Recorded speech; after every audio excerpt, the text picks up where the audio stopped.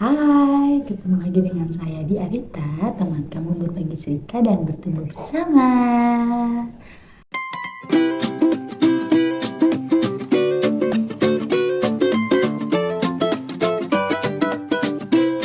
Halo Mama Papa dan teman-teman semua, apa kabarnya nih? Aku baru ingat beberapa bulan lagi ternyata kita bakal ada penerimaan siswa baru ya, karena tahun ajaran baru kan. Nah, aku jadi kepengen sharing tentang apa sih yang perlu dipersiapkan untuk apa ya namanya eh, bekal anak ketika dia bisa atau akan memasuki dunia pendidikan formal.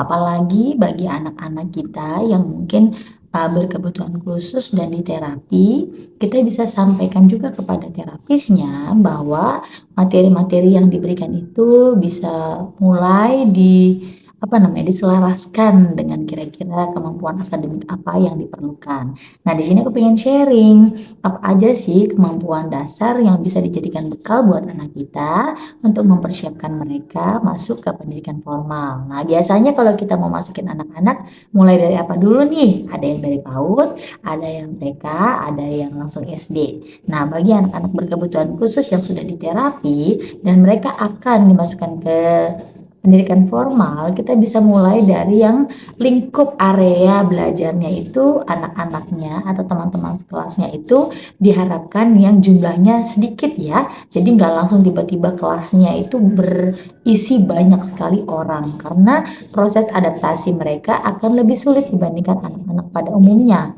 Jangankan mereka ya, anak-anak kita aja yang sudah terbiasa bermain dengan teman-temannya ketika dimasukkan ke dalam sekolah lalu ditempatkan dalam situasi formal itu buat mereka adalah sebuah hal yang baru dan butuh penyesuaian beberapa waktu. Nah, apalagi dengan anak-anak yang ada spektrum autis yang membuat mereka tidak nyaman ketika bersama dengan orang lain, maka perlu adanya pendampingan. Jadi, ini perlu dilihat bagaimana kondisi anaknya ya. Ketika mereka sudah siap, walaupun secara kognitif sudah oke, contohnya anak tersebut sudah bisa berbicara, sudah mengerti saat berkomunikasi, tapi tetap perlu ada pendampingan karena menyesuaikan ke situasi baru itu tidak semudah kita ya. Bagi mereka itu adalah sebuah hal yang sulit. Nah, kita bisa bahas ke materinya. Sebenarnya materinya untuk anak-anak PAUD itu masih materi pengetahuan umum ya, tapi mungkin banyak dari kita yang nggak ngerti apa aja yang perlu anak kita ketahui ya. Nah, di sini aku boleh sharing beberapa pengalaman aku saat mengajar karena materi yang kita kemas itu disesuaikan dengan pengetahuan umum yang sebaiknya mereka ketahui. Nah, yang pertama adalah kemampuan mereka untuk menyebutkan beragam kata. Ya, jadi kalau dibuat indikatornya, setidaknya usianya 3 tahun ke atas itu ya sudah bisa lah bicara 200 sampai 300 kata. Tapi kalau memang kondisi anaknya memang speech delay dan memang kita paksakan berbicara pun mungkin tidak bisa langsung spontan atau dalam waktu beberapa bulan tiba-tiba bisa berbicara kan. Tapi yang bisa kita jadikan acuan adalah pertama dia sudah paham dulu instruksi. Itu yang pertama. Paham instruksi. Instruksi apa? Ya ada kontak matanya. Lalu kita suruh dia melakukan sesuatu dia paham. Contohnya saat kita suruh dia duduk, suruh dia berdiri, suruh dia ambil sesuatu. Nah, itu dulu kuncinya. Kalau memang anaknya belum bisa berbicara, tapi dia sudah paham dan bisa menyampaikan keinginannya dalam bentuk bahasa tubuh seperti menunjuk atau mengambil benda tersebut, ya, itu sudah bisa dijadikan sebagai acuan untuk memudahkan anak tersebut berinteraksi. Oke, karena saya mengerti kadang-kadang ada anak-anak yang memang udah usianya sangat jauh gitu ya, tapi memang belum pernah masuk ke pendidikan formal. Kita bisa masukkan mereka ke pendidikan formal, tapi tidak ekspektasi yang tinggi. Misalnya anak tersebut bisa mengikuti pelajaran seperti teman-temannya ya. Tapi yang perlu diutamakan adalah kemampuan dia untuk memahami instruksi itu dulu. Nah, perkara dia belum bisa berbicara, tapi kalau dia sudah bisa menunjuk atau dia sudah bisa mengarahkan atau mengambil, itu sudah bisa membantu karena saat belajar dia bisa mengerjakan soal-soal atau dia bisa melakukan instruksi seperti yang diminta oleh gurunya, misalnya disuruh mewarnai atau disuruh menghubungkan titik-titik. Itu kan sebenarnya kan aktivitas yang nggak melulu harus dengan berbicara ya. kalau memang kondisi anaknya speech delay ya. Nah, yang berikutnya adalah setelah kemampuan memahami instruksi, dia tahu berbagai macam kata. Oke, jadi bukan cuma kata benda, tapi juga yang umum-umum ya, warna, kemudian. Jadi bukan hanya huruf dan angka. Huruf dan angka mungkin justru bisa belakangan, tapi yang lebih utama adalah benda, kemudian benda-benda di sekitar ya, kemudian hewan, buah, sayur, kemudian ekspresi. Ya, dia tahu ekspresi senang yang seperti apa dengan menggunakan gambar misalnya, marah bagaimana, kemudian tempat, dia tahu tempat ini apa namanya walaupun memang belum bisa mengucapkan tapi dia tahu. Misalnya kita mau pergi kemana nih, kita mau pergi ke pantai gitu contohnya, dia tahu pantai itu bagaimana, kemudian dia tahu rumah itu bagaimana, dia tahu kamar mandi itu bagaimana gitu ya.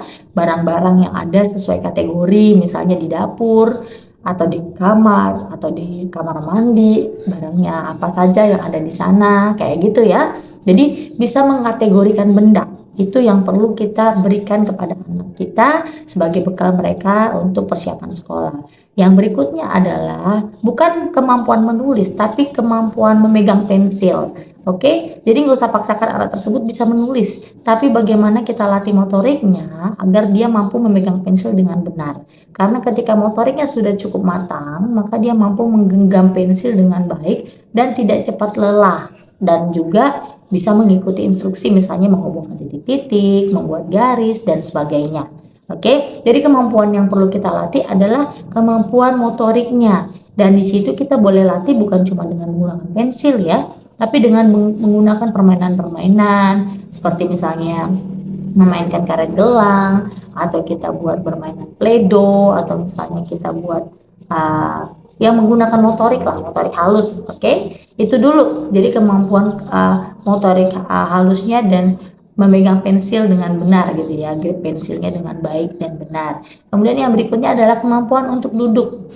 Oke, memang anak-anak yang berkebutuhan khusus terutama yang hiperaktif nggak bisa duduk dengan durasi yang cukup lama, tapi kita bisa coba latih mereka untuk tetap duduk tenang. Setidaknya kita bisa pakai patokan usia mereka dikali 2, itu waktu durasi yang mampu mereka lakukan. Contohnya usianya 5 tahun, maka mungkin dia bisa konsentrasi dan fokus selama 10 menit, misalnya seperti itu ya. Nanti tambah usia bisa tambah fokus lagi. Nah, untuk memudahkan mereka menyesuaikan, kita bisa coba role and play pada saat di rumah. Jadi kita coba latih dengan situasi yang mirip seperti di sekolah. Contohnya di rumah saat lagi dia ngerjain sesuatu, kasihlah dia kursi dan meja. Jadi dia terbiasa duduk di kursi nih. Jadi nggak ngelantai atau tiduran kayak gitu ya. Kemudian kita ajarkan dia untuk mengerjakan sesuatu di kursi tersebut dalam durasi yang misalnya 5 menit, kemudian 10 menit, dan seterusnya. Oke. Kemudian ajarkan mereka untuk bisa meminta izin. Nah, itu penting karena kadang-kadang usia yang PAUD itu kan ada ego ya, apalagi bagi anak-anak yang spektrum autis, dia tidak mampu menahan impuls atau dorongan-dorongan di dalam dirinya. Artinya ketika ingin sesuatu harus saat itu juga. Nah, sebelum mulai ajak anak-anak bersosialisasi dengan teman-teman sekolahnya nanti, kita boleh ajarkan dia untuk minta izin. Misalnya dengan cara tangannya seperti ini, kemudian bilang terima kasih, kayak gitu. Lalu berikan penjelasan bahwa ini miliknya dia, milik orang lain yang seperti ini, dia tidak boleh ambil milik orang lain. Nah, yang kayak gitu ya, itu bisa kita berikan penjelasan dan latih dengan cara bermain peran ya, role and play yang tadi aku sampaikan. Jadi kita bisa prepare situasi yang mirip seperti di sekolah, itu kita bisa persiapkan 2 atau 3 bulan sebelumnya. Lalu pada saat anak mau masuk sekolah, misalnya nih kita mau ajak anak sekolah di bulan Juli mau masuk sekolah kan. Nah, di bulan Mei dan Juni kita bisa mulai ajak anak tersebut untuk lihat-lihat sekolahnya. Dia perhatikan bagaimana teman-teman di sekolahnya. Kemudian kita ajak dia bermain di area permainan yang ada anak-anak lainnya, kayak gitu. Itu dilatih dulu buat bertahap. Misalnya kita ajak sekali seminggu, nanti lama-lama 2 kali seminggu, kita coba ajak anak tersebut bergabung dengan orang lain 5 menit, setengah jam, nanti lama-lama kita mulai prosesnya ditambahin seperti itu. Nah, ketika awal masuk, kita harus berikan pengertian kepada guru dan kepada teman-temannya ya, karena kebanyakan anak-anak seusia mereka nggak ngerti gimana cara menghadapi anak yang mungkin memiliki reaksi yang berbeda, misalnya ketika tidak suka sesuatu, contoh suara yang sangat ribut, mereka akan otomatis teriak atau tantrum. Nah, yang kayak gitu perlu diantisipasi oleh gurunya. Makanya guru perlu diberikan penjelasan bagaimana kondisi anak kita. Kemudian kita boleh berikan catatan-catatan hal-hal apa yang bisa memicu anak tersebut tidak nyaman. Oke, sehingga guru tersebut bisa mengkondisikan dan tahu bagaimana cara menanganinya dengan catatan yang sudah kita berikan, kayak gitu. Kira-kira seperti itulah gambaran untuk mempersiapkan anak kita memasuki pendidikan dunia formal. Tapi ingat, tidak perlu dipaksakan, oke? Karena yang menjadi acuan bukan usia, misalnya 5 tahun udah harus sekolah, bukan. Tapi bagaimana kemampuan kognitifnya, ya.